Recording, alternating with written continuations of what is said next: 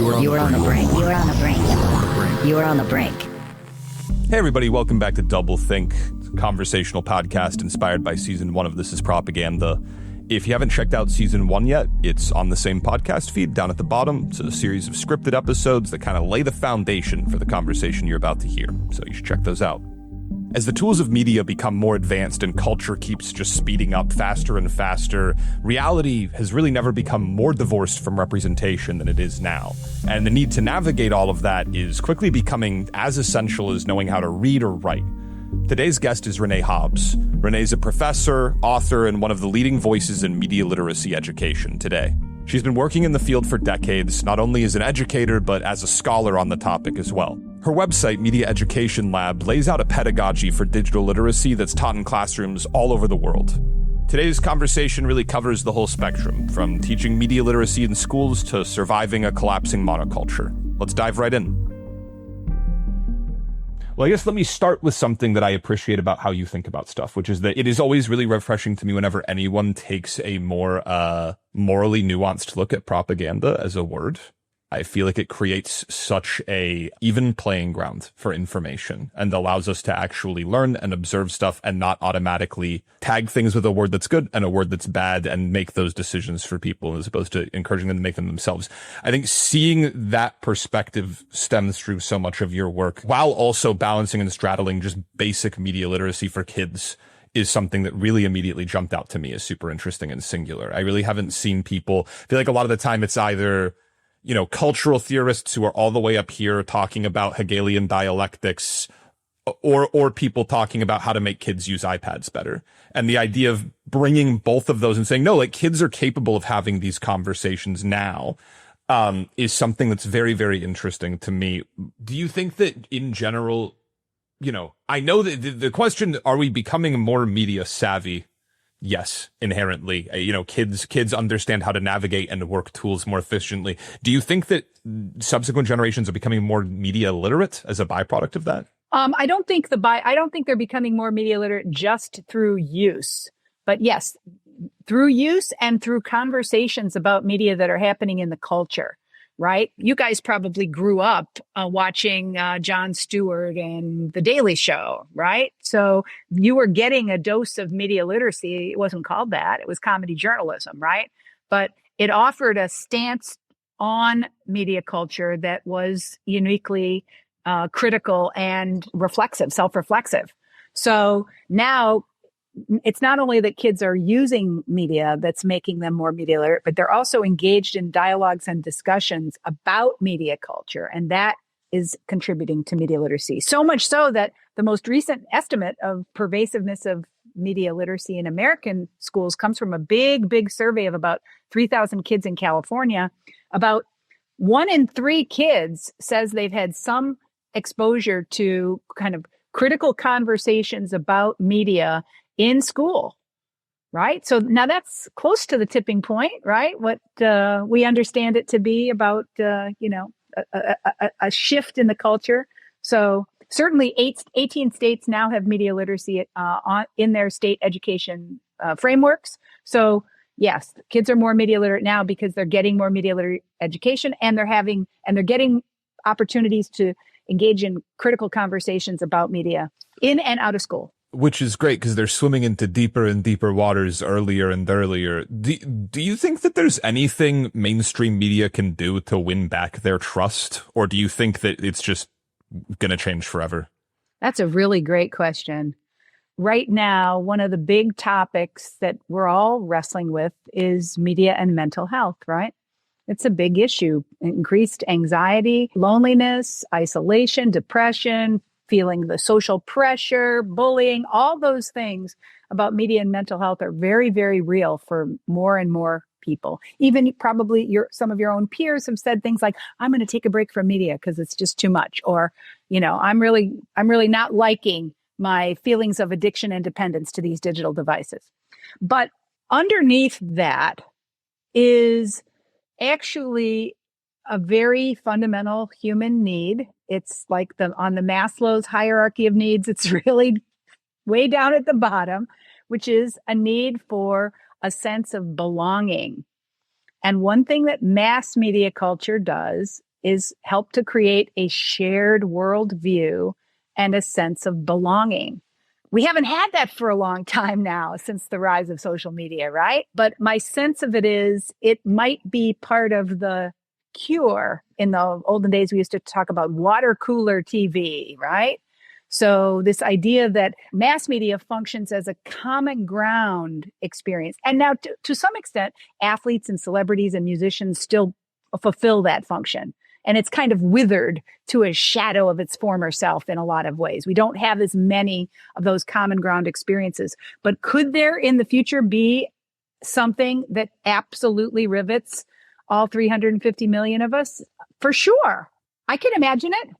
What you're saying is interesting in the idea that the degradation of a monoculture leads to maybe the erosion of love and belonging on the block of Maslow's hierarchy. It makes me wonder, monoculture allows us to feel more love and belonging, right? But when your physical or safety needs are getting eroded and cracked, it makes you more susceptible to, like, I guess, division or loss of a monoculture.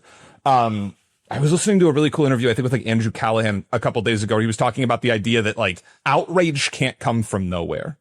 Like if you read a news story that says someone got Obama phones and you lose your mind, you're probably not, like, something probably wasn't okay to begin with. If you have physical safety and love and belonging and you read that people got Obama phones, you go, okay, even if you don't agree with it politically, you go, all right, I don't really care that much. If that's something that causes, and it's just interesting to think about, it is economically trackable that we have gone through more and more of a separation of the people who have the most and the least in this country in that exact same time. And I wonder how much those inform or reverberate off one another. The idea of a loss of a monoculture, losing belonging, but also those more basic needs not being met drives you into these like deeper and deeper extreme or fringe beliefs.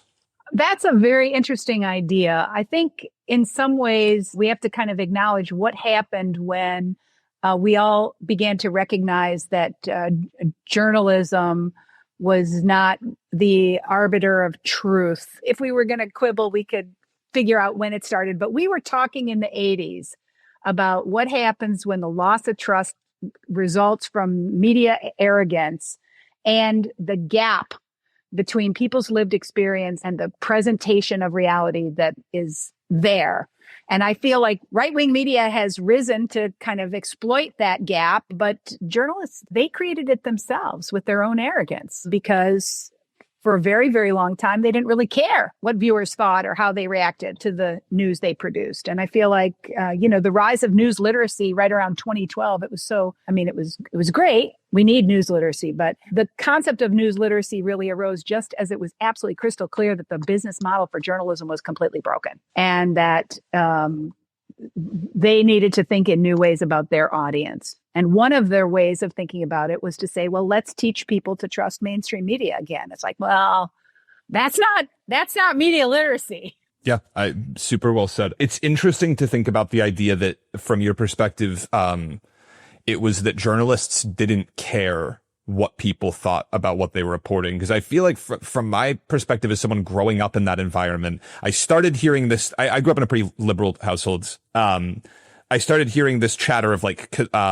left-wing news bias, that all of the news stations, you'd hear, my parents would just be like, oh, well, there's Fox News. It's for crazy Republicans. And then you'd start hearing, as I got to high school and my like social circles wide, you started hearing this thing of like, oh, well, there's this huge left-wing news bias outside of Fox. And at that time, I feel like no one was like, yeah, it's a bunch of liberals that work there. They're not they're not robots. Like they're not going to be true. It was like, no, you're insane. Fox News is the crazy one. And I wonder how much of a healthier place we'd be in if at that time the discourse had been just this thing of like, yeah, dude, we're humans. We can't not have bias. Of course we're going to have, even if it's just our body language when we're reporting the news 24/7, right? I think it's interesting that the new conversation is going to have to be around the algorithmic biases. Right. Right. And it's like, right. I've been just very recently, I think because of like all the tech oligarchs being at the inauguration and going all in on Trump, I've seen there actually be a little bit of a conversation happening that the algorithms aren't just soulless. There is decision making behind them. And we've just taken, what used to be a landscape of a couple dozen media companies and now have consolidated into like two, TikTok and Meta, and that's like controlling most of the flow of information. I completely agree. And of course, we have a lot of fun instructional practices to teach kids about algorithmic bias. Of course, one thing that I stopped doing like 20 years ago was I stopped bringing in examples of media that I access, that I consume, because my students didn't encounter any of that. So teaching about algorithmic bias, I'll tell you the easiest way I've found to do it with undergraduate students is just to ask kids to put up an example of an influencer on their social media feed. Boom. It goes up onto a digital bulletin board and boom, the boys live in one world, the girls live in another world when it comes to their influencers. And that gender gap is a really interesting place of discussion because boys are seeing stuff they never saw before, and girls are seeing stuff they didn't even know existed.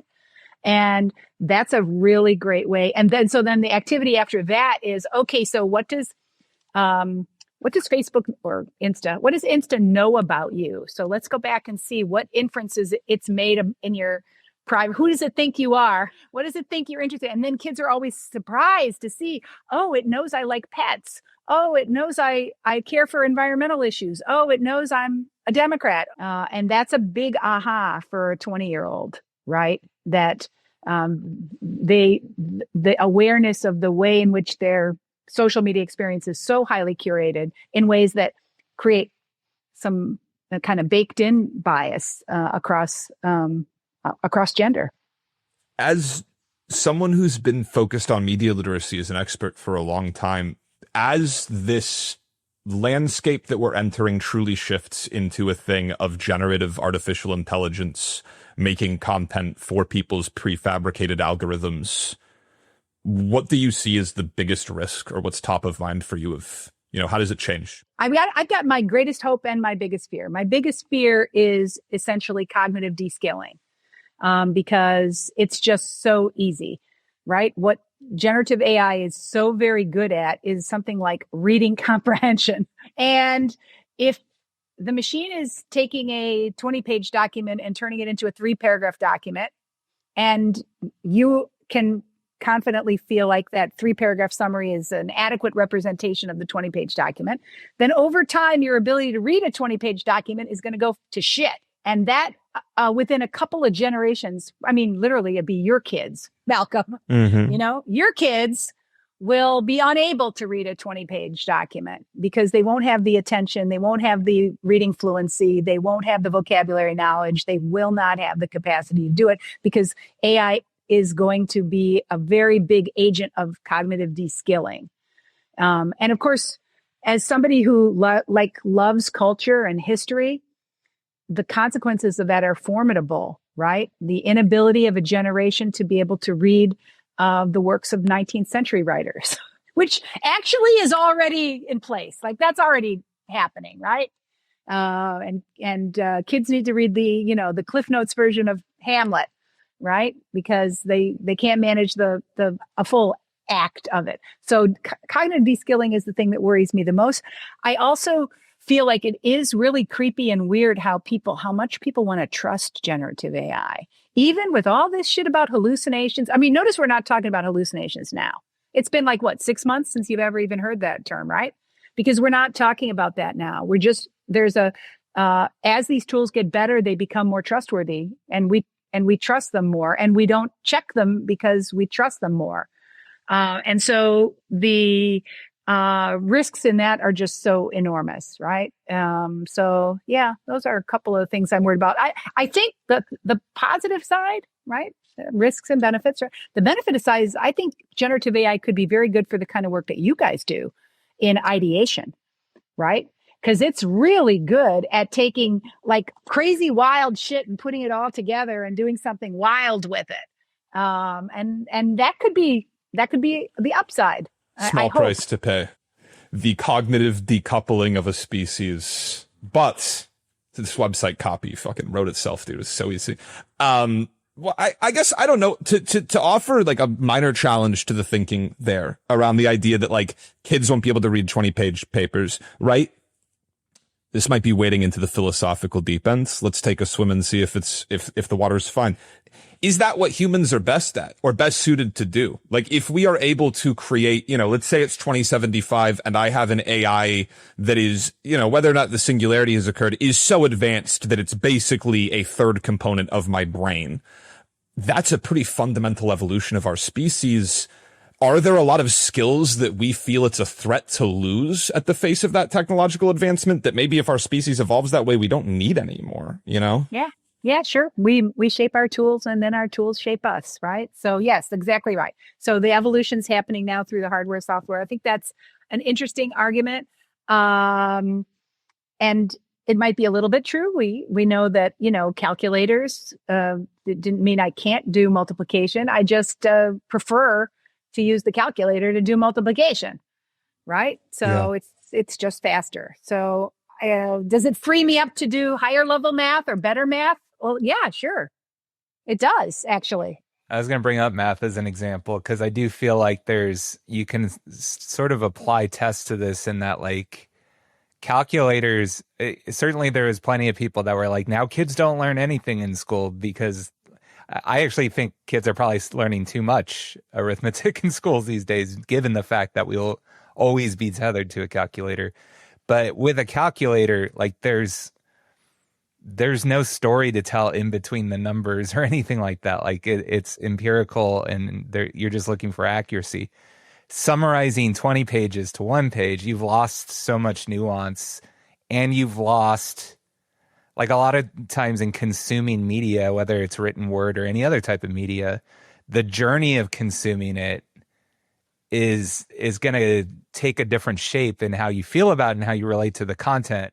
Joshua, one of the reasons why I really love that idea is that I think that explains the rise of podcasting and the rise of spoken audible books on tape, because, and I get in fights with my academic colleagues about this, but listening is reading, right? Just to be perfectly clear, right? Listening is reading, and the journey is the destination, right? You don't want to fast forward through a podcast like that. That misses the point, right? You go on the journey, and that's the unique form of creative expression that it represents, and what it opens up for you in your own thinking, right? The people who podcast while they're exercising say, I get ideas, right, from that experience, and it's not just about consuming information or synthesizing. It's the journey that matters. Something else that reminds me of, I guess, just the idea of like podcasting, obviously, by and large, being you parasocially listening to real people having an unscripted conversation, audiobooks being someone's voice delivering you the information that would otherwise be contained in a book as a singular experience. Something that we've been talking about a lot recently, and this is kind of early days cognitively on it, but I'd love your opinion, is this idea of, Zuckerberg. First, Facebook gets rebranded as Meta, right? But then Meta kind of just gets rebranded as Zuckerberg. Like now I feel like I just see him more than I hear anything else about Meta. And I see his like weirdly, he looks like fucking AI generated, but like his gold chain and his Zoomer perm and his cool big t-shirts. And obviously Elon Musk is another extremely relevant example of this, where it's seeming like you're seeing Jeff Bezos, the wealthiest people on earth, sort of becoming now the propaganda is them as the face of the company, as opposed to industrialists who took more of a back seat. Why do you think that's happening? It's a concept we call celebrity culture, right? And it's had a long arc. Right? It's had a long arc. We can trace it certainly to the turn of the century when the first movie stars were created. Sure. So it turns out that human beings, we pin our hopes and dreams on attractive others who have more than we have, who are prettier than we are, who live more glamorous lifestyles. We have aspirational hopes and dreams embodied in the rich and the famous. The rich, the famous, and the beautiful. all throughout human history, by the way, those people have had a special role in our society. We know cognitively we are automatically more trustworthy of attractive people, taller people, people with symmetrical features, the whole 9 yards, right? So in celebrity culture now, sort of the trappings of wealth and power are linked to it. It used to be just beauty. The Greeks admired beauty because they saw how beautiful people got all this attention, right? And they wrote about that. They called it a form of persuasion. You remember, you've got logos, that's persuasion through your cognition, thinking, reasoning, and evidence. Pathos, through emotion, right? Persuading people through their feelings. And ethos, persuading people through character and charisma. So Zuckerberg is just continuing on the tradition of charismatic authority. And I think it's always been a part of our humanity, but now it's on overdrive. Every kid wants to be a YouTuber. Every one of my undergrads wants to be an influencer when they grow up. Everybody recognizes the path to power is through turning yourself into a brand. And that has a lot of corrosive impacts on relationships, culture, and society. And then there's another thing kind of going wacky right now, which is, the rise of the bad guy, like our loving the villain, right? And sort of kind of the embrace of evil, basically. Why do you think that happened? I have a theory, but I'm curious what your thoughts are. I have a theory too. Everybody has a theory, I suppose, but my theory has to do with this thing about attention, right? So, the attention in an attention economy, the scarce resource is attention, right? There's just too much. I have too many Netflix to watch, too many emails in my inbox, too much to pay attention to. So my attention is really scarce. And my attention is easily hijacked by the 5, features of sensationalism: sex, violence, children, animals, and UFOs. But now, because if everyone all the time is clamoring for my attention, then I have to be choosy and selective. And so therefore, I'm only going to pay attention to the most extreme things. I'm actually going to kind of tune out all the messages in the middle. And I'm only going to pay attention to the stuff that just completely jolts me. And usually that is the dark side, because, we're hardwired to pay attention to shit that could kill us. That's deep in our DNA from our ancestors millions of years ago, right? So we have to pay attention to threats. So threats in all different forms are what we're riveted to, which is why your Instagram feed looks the way it looks, right? I want to double back to something you said, which I guess could be summarized as the idea that you are noticing right now a turn toward people actively being pro-evil. I wonder if part of it is an American presidential election now is me staring at a screen for between 8 and 16 hours a day, if I'm being realistic, and getting just annihilated with propaganda about Kamala Harris and Donald Trump. They now, in my mind, are both positioned as fundamentally cruel, corrupt, unlikable people. Which one of them can I say, at least he knows he's the bad guy, and that's authentic, right? Like that to me is ultimately, that's who wins most of the time. Just if you look at and I mean any conflict, not just elections, if there's a person who's like, yeah, but I know I own that. It doesn't matter that he's evil anymore, because at least he's being off, at least he's real, and at least he's giving me the hit of authenticity that I just want as a safe harbor from this. I do think that people are craving the authentic. We have a lot of, so the librarians and the teachers that I work with, they often have a very distorted idea of media literacy. They want to basically restore people's trust in mainstream media, want to make people value the New York Times, want to, adhere to kind of the pyramid that they remember from their own childhoods. And we have to disrupt their thinking about that. We have to problematize their thinking without insulting them, right? And so one of the ways we do it is to talk about 2 forms of credibility that's rooted in your expertise and your talents, your background, your professional identities, and your experience, and one that's rooted in you being authentic, true to yourself, flawed, imperfect, but relatable. And so we have really we distrust these authorities in government and in academia because like you said, they lie and they have an agenda.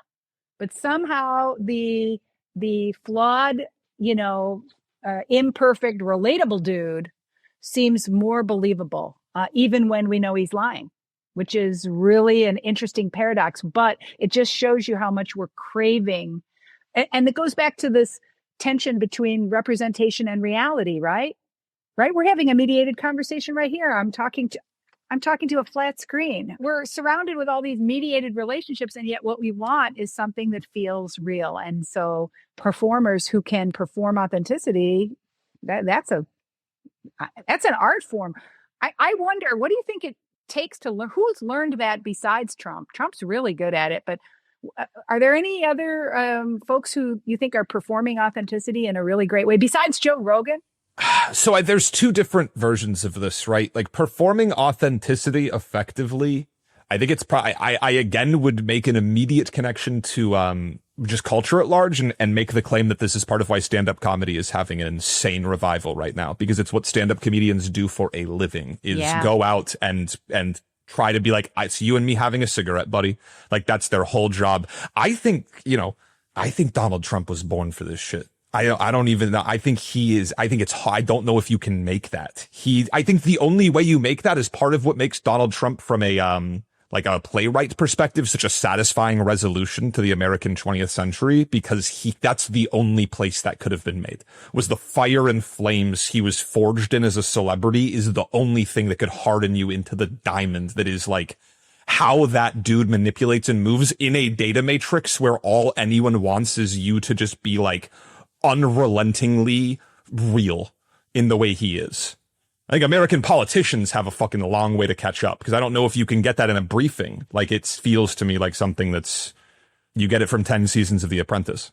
Yeah, I also don't know if Trump is necessarily, I still think he's a little bit of yesterday's version of authenticity, though. He's a little bit of the reality TV star version of authenticity. Like, I don't know if he, if you cut off the electorate from everybody under the age of 50, he doesn't win, right? Because, and I'm not saying he didn't attract a lot of young people. He did, like, more than a lot of people expected him to, but it still wasn't enough. I don't know. I think that what the social media age politician looks like, I don't even know what that looks like. I haven't seen it yet. AOC assembling IKEA furniture while she talks to a camera is closer. But yeah, so I don't know. Yeah, I guess I'm just saying I challenge the notion that Trump is like the peak of that. I think he's a version of it, but it has to keep evolving. Of course, it's going to evolve, media systems.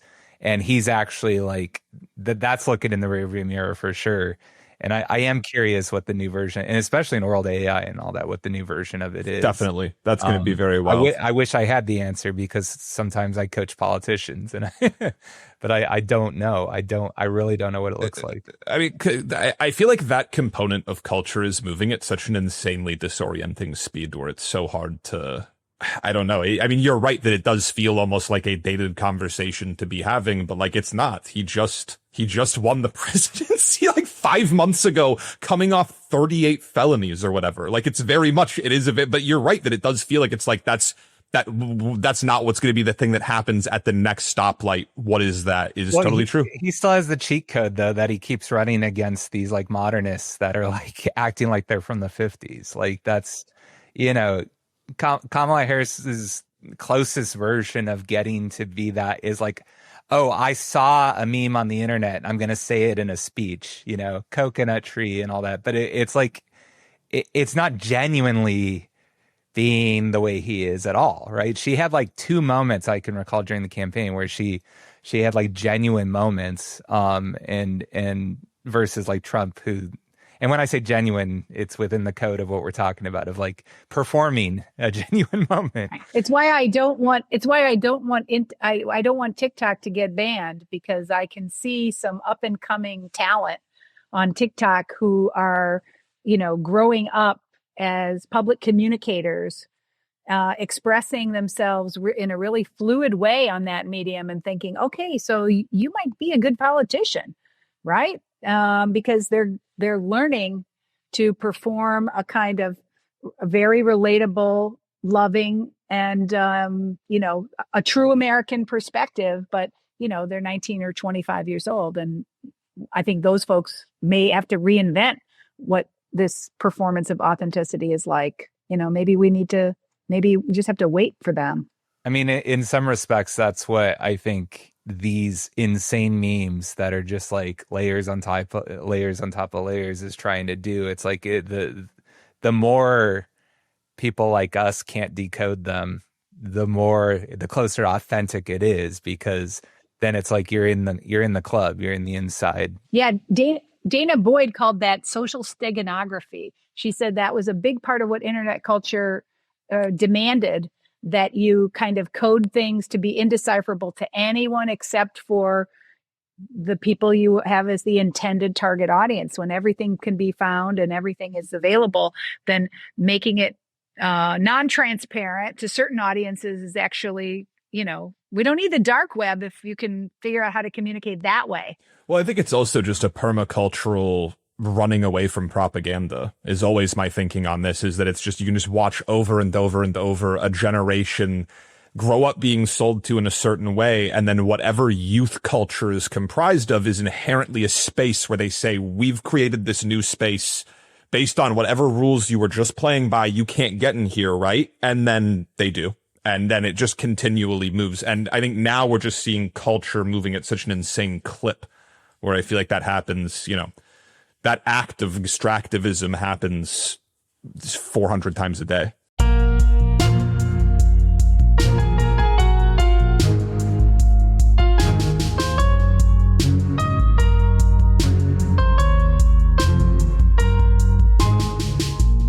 This is DoubleThink, conversations inspired by the themes of This Is Propaganda.